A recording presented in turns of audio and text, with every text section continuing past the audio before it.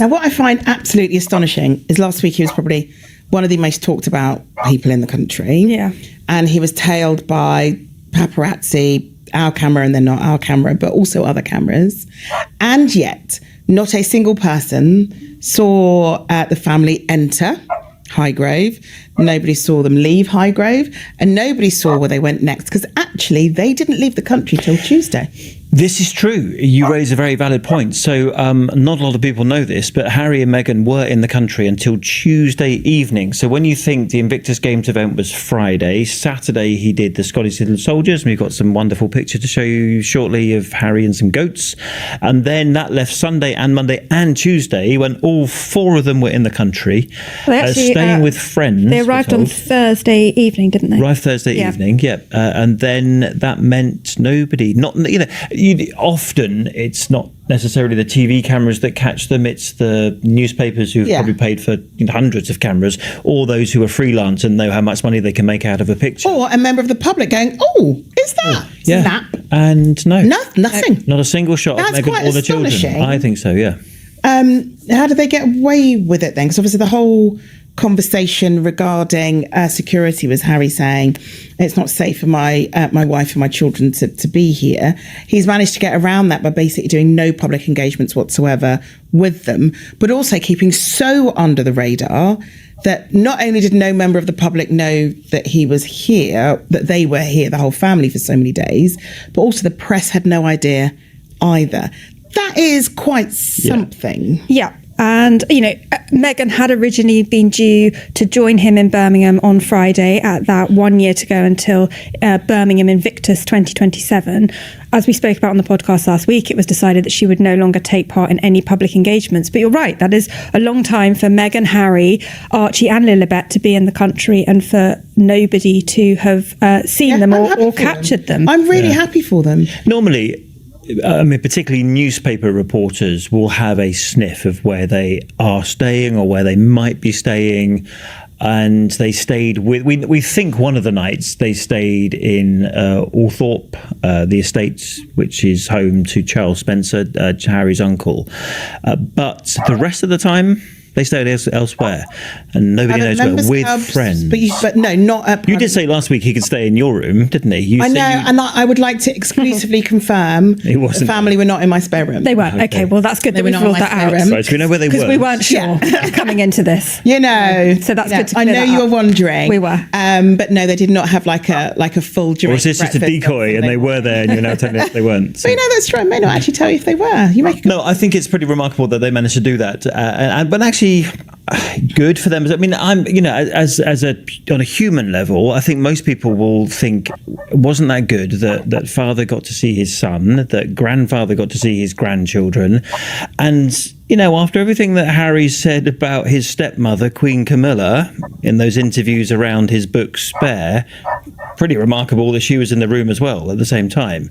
I was told the meeting was, let's say, somewhere between an hour and 2 hours, which is longer than when Harry came over to see his dad last autumn. So you've got to think, who knows what they discussed and who knows what the atmosphere was like, but you've got to think at least it happened. Well, yeah, it happened. And as you say, a grandfather got to see two of his grandkids that he's not seen for a really long time. And that in itself would be a blissful 2 hours of catching up with what they like doing, what they've been up to, how school's going, all of that. And there's the icebreaker, because whatever tension there might be in the room between Harry and Camilla or Meghan and the King or anything else, you've got two little kids that you can talk about. Who can run around that massive house. Yeah.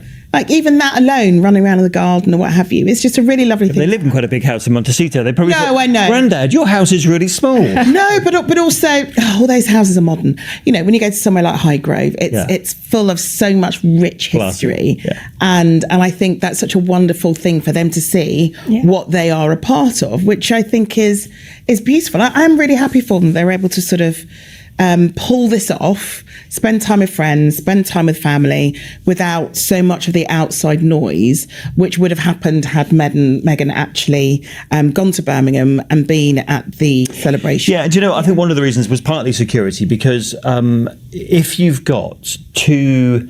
every principal, I hear, you need two eyes on them. So like two close protection officers. So if you have Harry and Meghan, you need 4 eyes on them. But that also means that the children are going to be somewhere else, we don't know where, and they will need some kind of close protection. Now, if you're paying for all that yourself, and I'm not saying Harry and Meghan are short of money, but they don't have an endless pit of it. That's a lot of them, and that's tens of thousands of pounds you just totted up there between 4, highly qualified close protection officers. They're not people you just get off the agency. These are people, for example, who have looked after presidents and prime ministers previously. So and actually, they're not cheap. If Meghan had come to the event on Friday, if that had been her first public appearance here after all the drama of last week, I think the attention would have been so fully on Harry and Meghan that it would have really distracted and taken away from the event itself and that amazing community, which is actually what that was all about. And I think they probably partly recognised that actually they needed to retain the focus on that event.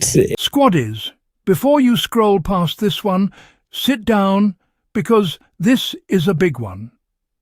Somewhere in the English countryside, over 4 days that nobody in the royal rota managed to catch, capture or leak, something happened that I think genuinely rewrites the argument we've been having for years about Harry and Meghan's security case.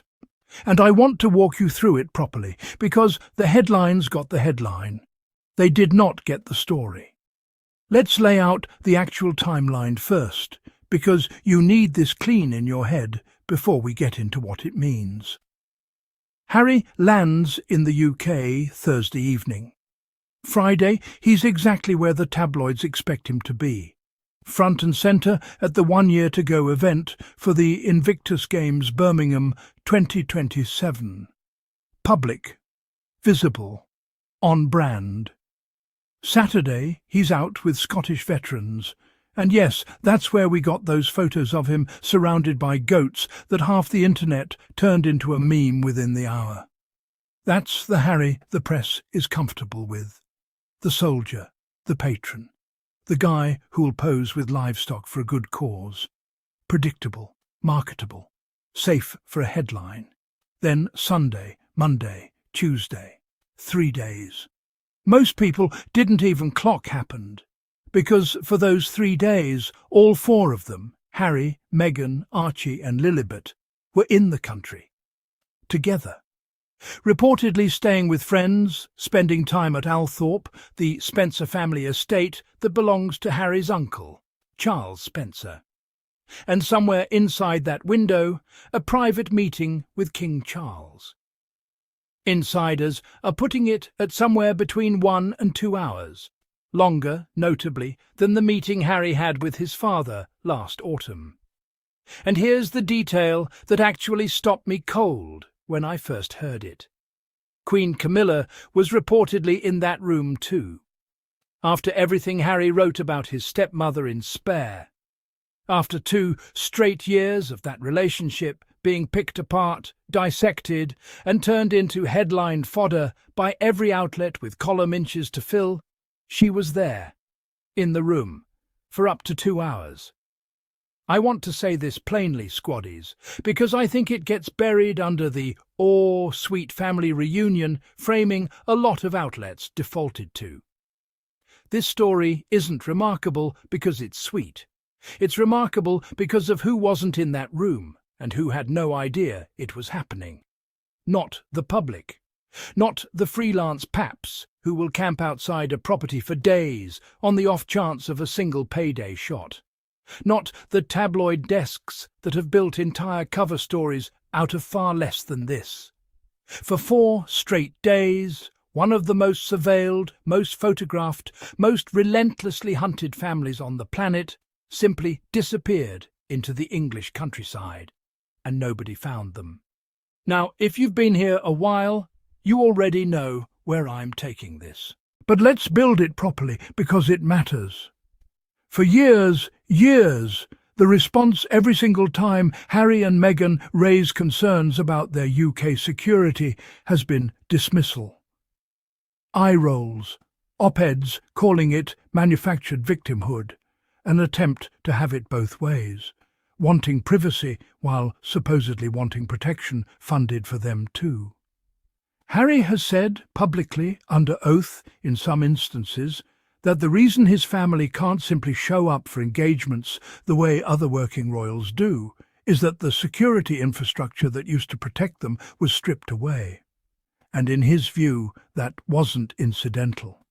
It was consequential, directly tied to decisions made after they stepped back. He took that fight to the High Court. He's lost rounds of it. He kept going anyway. And the response from the derangers has always been some version of, well, if it's really that dangerous, why does he keep coming back? Well, here's your answer, laid out in real time. Over 4 days, the press themselves are now admitting they never saw coming. When Harry and Meghan have professional, properly resourced, appropriately staffed close protection, the kind involving multiple trained officers, the kind that costs real money, the kind provided by people who've protected presidents, they can move through this country completely undetected. No incidents, no leaks, no chase. Now, compare that to what happens every single other time when that infrastructure isn't there, isn't sufficient, or has to be privately assembled and funded out of pocket at enormous personal cost.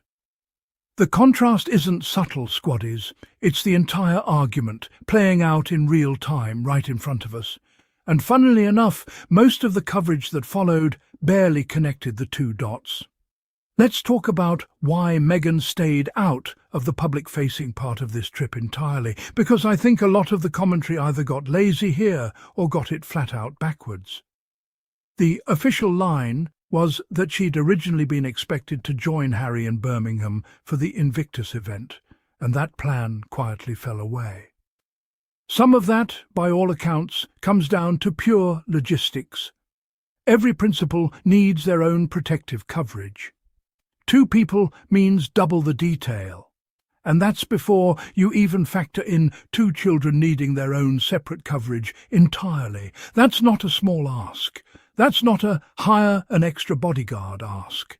That's tens of thousands of pounds in a matter of days for 2 people who, contrary to what the tabloid machine loves to imply, are not sitting on some bottomless account they can dip into without consequence.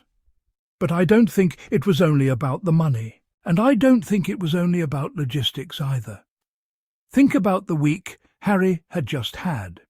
He'd gone up against Buckingham Palace and its associated newspapers in the High Court, and lost publicly, decisively, in exactly the kind of coverage the British press loves running about him. The "here's Harry losing again" cycle, right on schedule. If Meghan's first UK public appearance since all that noise had been standing next to him at a high-profile event days later, every single camera in that room would have been pointed at the 2 of them and the drama, not at the Invictus community the event actually existed to honour. I don't think that's cynicism on Meghan's part. I think that's someone who has learned the hard way exactly how these cycles work, and made a calculated call not to hand the tabloid machine a distraction to feed on. And it worked. The event got to be about the veterans it was actually for. So what did Meghan get out of these 4 days instead? By every account, something worth a lot more than a headline. Actual time. Time with friends, time at Althorpe with family, time where, as one panellist put it, you can walk out of a friend's house in your joggers, hair up, no headscarf, no bracing for a wall of flashbulbs the second you cross the threshold. That is not a small thing for someone who has had virtually zero access to ordinary movement since 2018. That, Squaddies, is the entire point of stepping back. The point so much of the coverage still refuses to actually sit with. Not a rejection of duty, not some manufactured grievance. A bid for the single most basic thing a parent wants for their kids. The ability to exist somewhere without being hunted for a photo. And I keep coming back to the kids in this story because it's easy to fixate on Harry and his father and completely miss that this was maybe primarily about a grandfather finally getting real unhurried time with 2 grandchildren he's barely seen. Whatever tension may or may not have been sitting in that room alongside Camilla, put 2 young kids in the mix and you've got an automatic icebreaker, something to chase around a garden, something that cuts straight through whatever awkwardness 2 adults with a complicated history might otherwise be navigating.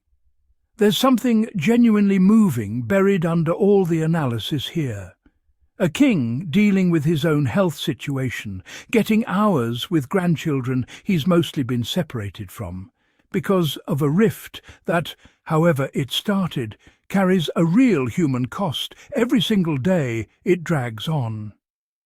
Now here's where I want to push back a little on how a lot of outlets framed this, because it matters. Plenty of coverage ran with this as proof that reconciliation is officially happening. As if 4 days of secrecy and a 2-hour meeting undoes years of institutional dysfunction, unresolved grievance, and ongoing legal battles over security that are still very much unfolding. I don't think that's what this was. And I don't think Harry or Meghan would frame it that way either. This was a family finding a small, hard-won window to just be a family, protected for once from the machine that has profited off their pain for the better part of a decade. That's worth celebrating on its own terms. It doesn't need to be inflated into some full Palace versus Montecito Thor to matter. Sometimes a grandfather getting to hold his grandkids in a garden is just that. Not a geopolitical event, not a PR play, just a family doing what families do when nobody's watching. And that, Squaddies, is really the whole thesis of what we just watched unfold. The version of Harry the tabloids want is the one at the podium, the one with the goats, predictable, photographable, monetizable. The version they can't stand is the one who slips out the back door of the narrative entirely, spends 4 days in this country surrounded by people he trusts, and nobody gets the shot. Every single argument the press has spent years making about the Sussexes wanting privacy while staying newsworthy collapses the second you actually look at what happens when they have the resources to protect that privacy properly. This wasn't the family avoiding the country. This was the family finally getting a few days in it that belonged to them, not to a long lens. So here's what I want to know from you. Does this change the conversation around Harry's security case at all, or do you think the press will keep treating it as a completely separate issue? Were you surprised that not one outlet, not one, managed to get so much as a single photo across 4 full days, given how relentless the coverage usually is? And honestly, what do you make of Camilla reportedly being in that room after everything that's been written and said in the years since Spare? Drop it in the comments. I read every single one, and I genuinely want to know where you land on this. And if breakdowns like this are the reason you keep coming back to this channel, do me a favour and hit subscribe if you haven't already, because this is exactly the kind of analysis I'll keep bringing you every single time the press gets it wrong, or leaves half the story sitting on the cutting room floor. Give this one a like if you want more of this kind of deep dive. Share it with someone who needs the full picture instead of the headline version. And I will see you in the next one.